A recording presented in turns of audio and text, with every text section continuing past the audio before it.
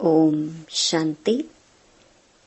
8 जनवरी 2025 बाबा के महावाक्य।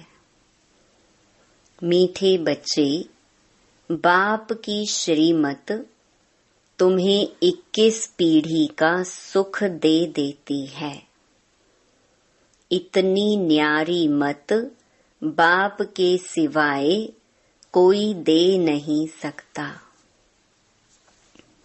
तुम श्रीमत पर चलते रहो। प्रश्न: अपने आप को राज तिलक देने का सहज पुरुषार्थ क्या है? उत्तर: पहला, अपने आप को राज तिलक देने के लिए बाप की जो शिक्षाएं मिलती हैं उन पर अच्छी रीति चलो। इसमें आशीर्वाद व कृपा की बात नहीं। दूसरा, फॉलो फादर करो, दूसरे को नहीं देखना है। मन मनाभव, इससे अपने को आपे ही तिलक मिलता है। पढ़ाई और याद की यात्रा से ही तुम बैगर टू प्रिंस बनते हो। गीत ओम नमो शिवाय। ओम शांति। जब बाप और दादा ओम शांति कहते हैं तो 2 बार भी कह सकते हैं, क्योंकि दोनों एक में हैं। एक है अव्यक्त, दूसरा है व्यक्त। दोनों इकट्ठा है। 2 का इकट्ठा आवाज भी होता है, अलग अलग भी हो सकता है। यह एक वंडर है। दुनिया में यह कोई नहीं जानते कि परमपिता परमात्मा इनके शरीर में बैठ ज्ञान सुनाते हैं। यह कहाँ भी लिखा हुआ नहीं है। बाप ने कल्प पहले भी कहा था, अभी भी कहते हैं कि मैं इस साधारण तन में बहुत जन्मों के अंत में इनमें प्रवेश करता हूँ, इनका आधार लेता हूँ। गीता में कुछ न कुछ ऐसे वर्शंस हैं जो कुछ रियल भी हैं।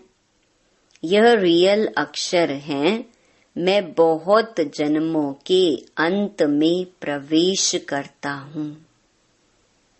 जबकि यह वानप्रस्थ अवस्था में है। इनके लिए यह कहना ठीक है। पहले पहले सतयुग में जन्म भी इनका है, फिर लास्ट में वानप्रस्थ अवस्था में है, जिसमें ही बाप प्रवेश करते हैं। तो इनके लिए ही कहते हैं, यह नहीं जानते कि हमने कितने पुनर्जन्म लिए। शास्त्रों में 84 लाख पुनर्जन्म लिख दिया है। यह सब है भक्ति मार्ग। इनको कहा जाता है भक्ति कल्ट। ज्ञान कांड अलग है, भक्ति कांड अलग है। भक्ति करते करते उतरते ही आते हैं। यह ज्ञान तो एक ही बार मिलता है। बाप एक ही बार सर्व की सद्गति करने आते हैं। बाबा आकर सबकी एक ही बार प्रारब्ध बनाते हैं, भविष्य की। तुम पढ़ते ही हो भविष्य नई दुनिया के लिए। बाप आते ही हैं नई राजधानी स्थापन करने, इसीलिए इनको राजयोग कहा जाता है। इनका बहुत महत्व है। चाहते हैं भारत का प्राचीन राजयोग कोई सिखलावे, परंतु आजकल यह सन्यासी लोग बाहर जाकर कहते हैं कि हम प्राचीन राजयोग सिखलाने आए हैं। तो वह भी समझते हैं। हम सीखें क्योंकि समझते हैं योग से ही पैराडाइज स्थापन हुआ था। बाप समझाते हैं योग बल से तुम पैराडाइज के मालिक बनते हो। पैराडाइज स्थापन किया है बाप ने। कैसे स्थापन करते हैं वह नहीं जानते। यह राजयोग रूहानी बाप ही सिखलाते हैं। जिस्मानी कोई मनुष्य सिखला ना सके। आजकल एडल्ट्रेशन, करप्शन तो बहुत है ना। इसीलिए बाप ने कहा है मैं पतितों को पावन बनाने वाला हूँ। जरूर फिर पतित बनाने वाला भी कोई होगा। अभी तुम जज करो, बरोबर ऐसे है ना। मैं ही आकर सभी वेदों शास्त्रों आदि का सार सुनाता हूँ। ज्ञान से तुमको 21 जन्मों का सुख मिलता है। भक्ति मार्ग में है अल्पकाल क्षण भंगुर सुख। यह है 21 पीढ़ी का सुख जो बाप ही देते हैं। बाप तुमको सद्गति देने के लिए जो श्रीमत देते हैं वह सबसे न्यारी है। यह बाप सबकी दिल लेने वाला है। जैसे वह जड़ दिलवाड़ा मंदिर है, यह फिर है चैतन्य दिलवाला मंदिर। एक्यूरेट तुम्हारी एक्टिविटी के ही चित्र बने हैं। इस समय तुम्हारी एक्टिविटी चल रही है। दिल वाला बाप मिला है, सर्व का सद्गति करने वाला। सर्व का दुख हरकर सुख देने वाला। कितना ऊंच ते ऊंच गाया हुआ है। ऊंच ते ऊंच है भगवान शिव की महिमा। भल चित्रों में शंकर आदि के आगे भी शिव का चित्र दिखाया है। वास्तव में देवताओं के आगे शिव का चित्र रखना तो निषेध है।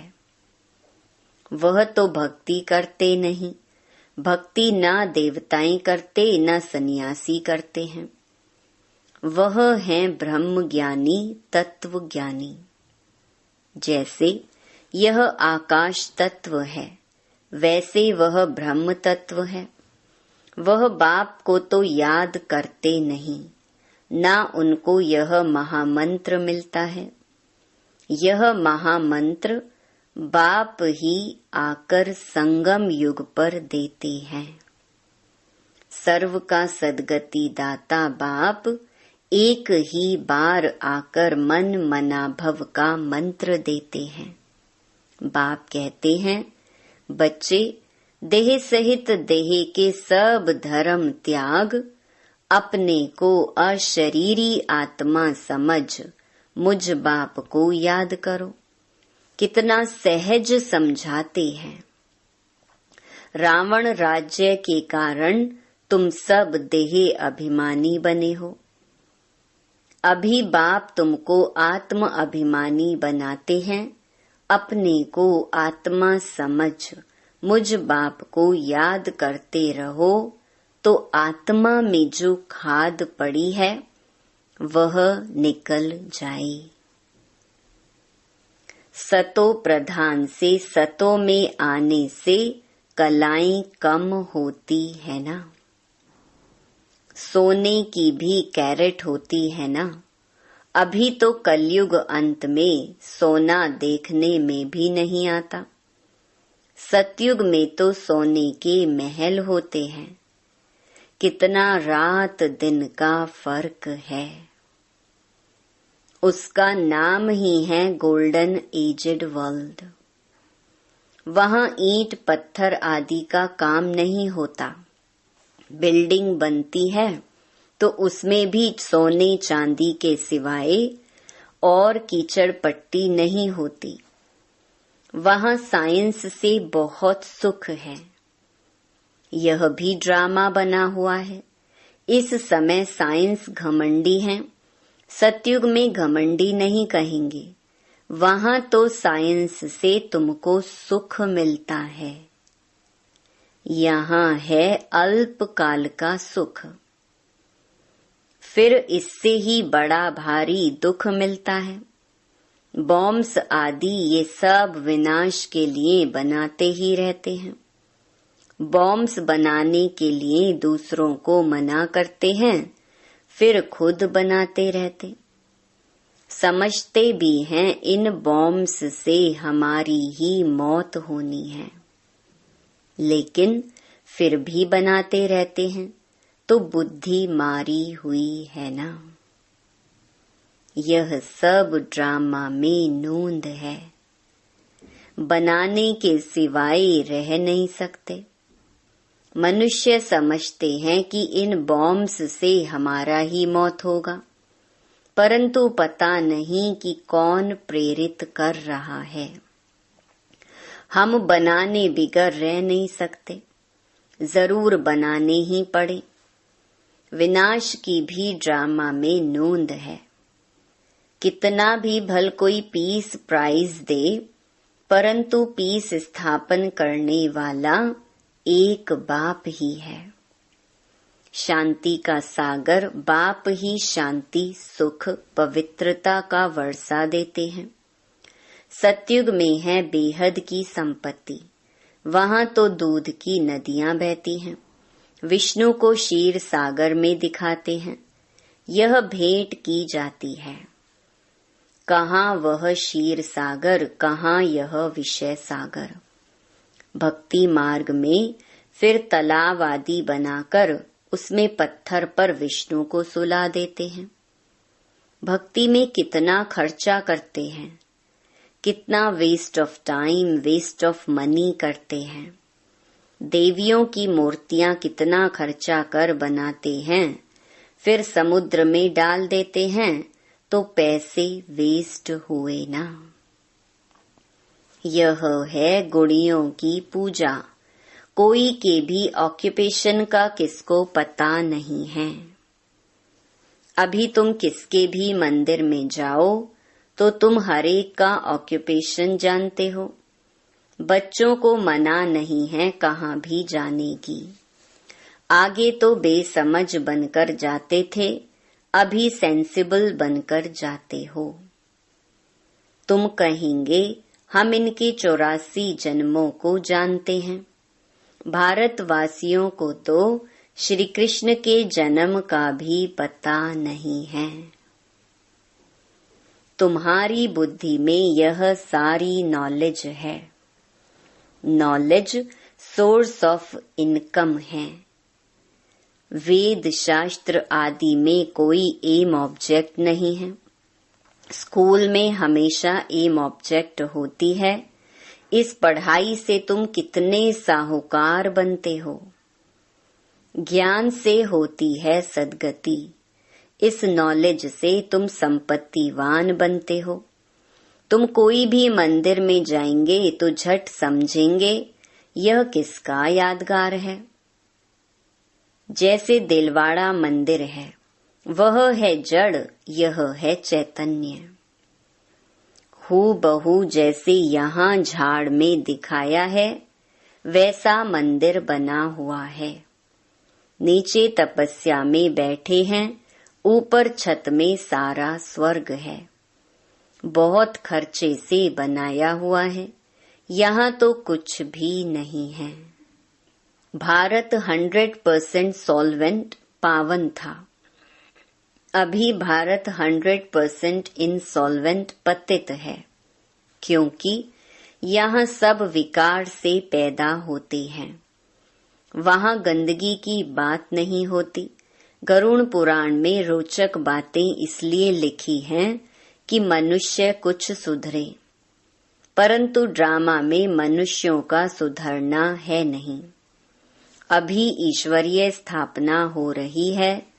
ईश्वर ही स्वर्ग स्थापन करेंगे ना। उनको ही हेवनली गॉड फादर कहा जाता है। बाप ने समझाया है, वह लश्कर जो लड़ते हैं, वह सब कुछ करते हैं राजा रानी के लिए। यहाँ तुम माया पर जीत पाते हो अपने लिए। जितना करेंगे उतना पाएंगे।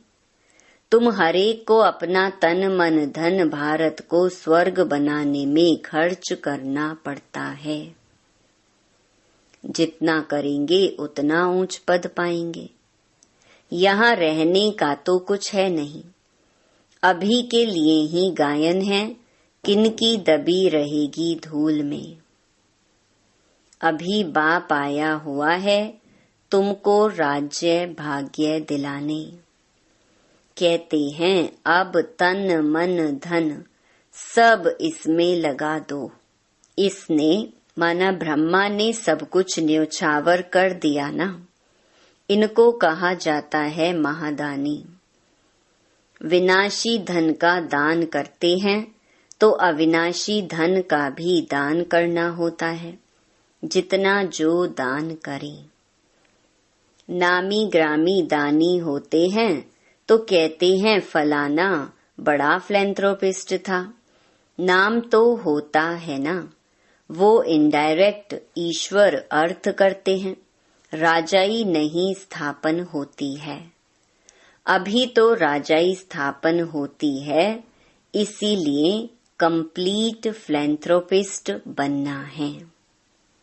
भक्ति मार्ग में गाते भी हैं हम वारी जाएंगे। इसमें खर्चा कुछ नहीं है। गवर्नमेंट का कितना खर्चा होता है। यहाँ तुम जो कुछ करते हो अपने लिए, फिर चाहे 8 की माला में आओ, चाहे 108 में, चाहे 16,108 में, पास विद ऑनर बनना है। ऐसा योग कमाओ जो कर्मातीत अवस्था को पालो, फिर कोई सजा ना खाओ। तुम सब हो वॉरियर्स। तुम्हारी लड़ाई है रावण से, कोई मनुष्य से नहीं है। नापास होने के कारण 2 कला कम हो गई। त्रेता को 2 कला कम स्वर्ग कहेंगे। पुरुषार्थ तो करना चाहिए ना, बाप को पूरा फॉलो करने का। इसमें मन बुद्धि से सरेंडर होना होता है। बाबा यह सब कुछ आपका है। बाप कहेंगे यह सर्विस में लगाओ। मैं जो तुमको मत देता हूँ वह कार्य करो। यूनिवर्सिटी खोलो, सेंटर्स खोलो, बहुतों का कल्याण हो जाएगा। सिर्फ यह मैसेज देना है, बाप को याद करो और वर्षा लो। मैसेंजर पैगंबर तुम बच्चों को कहा जाता है। सबको यह मैसेज दो कि बाप ब्रह्मा द्वारा कहते हैं कि मुझे याद करो तो तुम्हारे विकर्म विनाश होंगे, जीवन मुक्ति मिल जाएगी। अभी हैं जीवन बंध, फिर जीवन मुक्त होंगे। बाप कहते हैं मैं भारत में ही आता हूँ। यह ड्रामा अनादि बना हुआ है। कब बना, कब पूरा होगा, यह प्रश्न नहीं उठ सकता। यह तो ड्रामा अनादि चलता ही रहता है। आत्मा कितनी छोटी बिंदी है, उसमें यह अविनाशी पार्ट नोंधा हुआ है। कितनी गुहिया बातें हैं। स्टार मिसल छोटी बिंदी है। माताएं भी यहाँ मस्तक पर बिंदी देती हैं। अभी तुम बच्चे पुरुषार्थ से अपने आप को राज तिलक दे रहे हो। तुम बाप की शिक्षा पर अच्छी रीति चलेंगे तो जैसे कि तुम अपने को राज तिलक देते हो। ऐसे नहीं कि इसमें आशीर्वाद व कृपा होगी। तुम ही अपने को राज तिलक देते हो। असल में यह राज तिलक है। फॉलो फादर करने का पुरुषार्थ करना है, दूसरों को नहीं देखना है। यह है मन मना भव, जिससे अपने को आपे ही तिलक मिलता है, बाप नहीं देते हैं। यह है ही राजयोग। तुम बेगर टू प्रिंस बनते हो तो कितना अच्छा पुरुषार्थ करना चाहिए, फिर इनको भी फॉलो करना है। यह तो समझ की बात है ना। पढ़ाई से कमाई होती है, जितना जितना योग उतनी धारणा होगी। योग में ही मेहनत है, इसलिए भारत का राजयोग गाया हुआ है। बाकी गंगा स्नान करते करते तो आयु भी चली जाए तो भी पावन बन न सके। भक्ति मार्ग में ईश्वर अर्थ गरीबों को देते हैं, यहाँ फिर खुद ईश्वर आकर गरीबों को ही विश्व की बादशाही देते हैं। गरीब निवाज है ना। भारत जो 100% सॉल्वेंट था, वह इस समय 100% इनसॉल्वेंट है।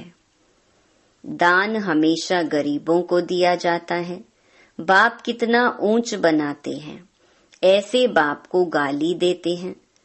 बाप कहते हैं, ऐसे जब ग्लानि करते हैं तब मुझे आना पड़ता है।